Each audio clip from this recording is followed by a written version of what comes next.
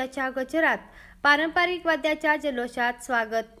कोल्हापूर येथील गणपती बाप्पा मोरयाच्या गजरात पारंपरिक वाद्याच्या जल्लोषात कोल्हापूर जिल्ह्यासह शहरातही शनिवारी मंगलमूर्तीचे उत्साही वातावरणात घरोघरी बरोबरच सार्वजनिक मंडळांनी आगमन झाले।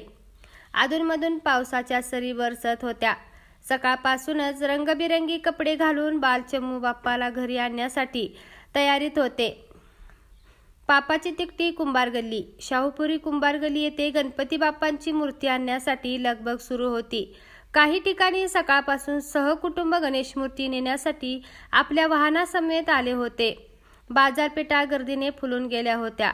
दुपारच्या पुढे सार्वजनिक मंडळाच्या कार्यकर्त्यांनी मिरवणूकसह पारंपरिक वाद्यासह साऊंड सिस्टीम आवाजात गणेश मूर्तीची प्रतिष्ठापना करण्यात आली।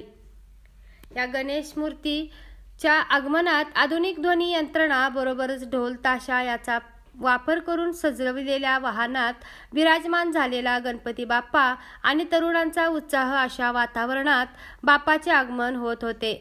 काही तरुण मंडळींच्या मिरवणुकीत पारंपरिक खेळासह लेझिम पथकात महिलांनीही मोठ्या प्रमाणात सामील झाल्या होत्या। ग्रामदेवता प्रतिनिधी मुरलीधर कांबळेसह रुपाली चव्हाण, कोल्हापूर।